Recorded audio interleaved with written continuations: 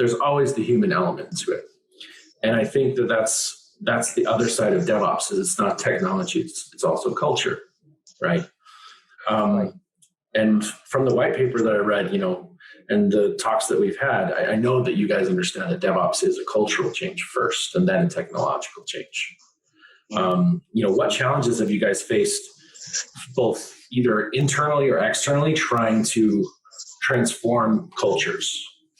Well, I think I would start off, and Anupam, you can come in on this, but the biggest challenge that we usually face, and again, another point of OROPS also, which highlights to this challenge, is visibility, right? How are we able to give observability and visibility to everybody down the chain, where somebody who's managing this entire solution can be able to see real time what's going on and have that view.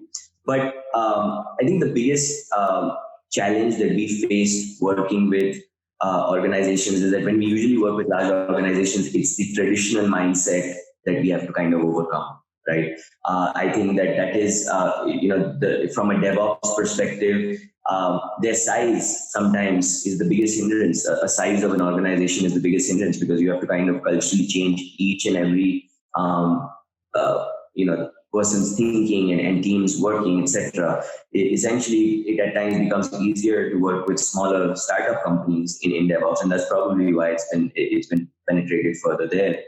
But I think the traditional mindset, I think that the inability of them to understand that aspects such as security, such as performance, such as testing, they come at top. It's not something that happens post a sprint. It happens in the sprint, and that's the cultural change and the mindset and attitude change that you have to bring in. So that is the second point. And a lot of organizations also believe that, we've seen that a bigger challenge is just getting the right third-party tools is DevOps, and that's not DevOps. That's just building a tool chain. I think there's much more to that, and I think when it comes to the continuous improvement in feedback portion of it, Anupam, if you could come in on that, because that's a challenge that we face as well in terms of customer expectations of what DevOps can offer, and if they don't have the right culture, why it doesn't offer that, and why it doesn't deliver that. Right. So thanks, Anirudh. On that point, why continuous feedback is important when we are implementing DevOps is because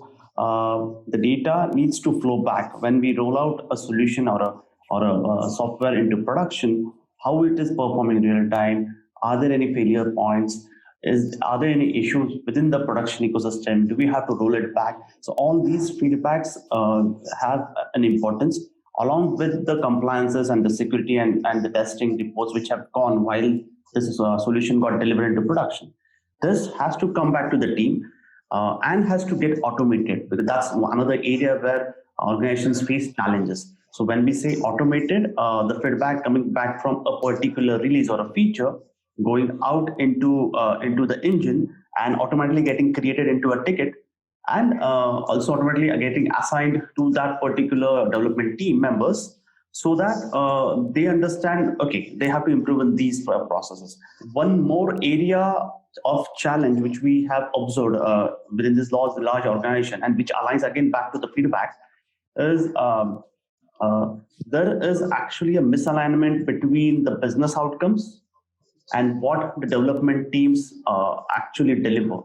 And that mismatch or the misalignment usually ends up like losing the shared common business goals. And that's one of the challenges which you have observed in large scale organizations.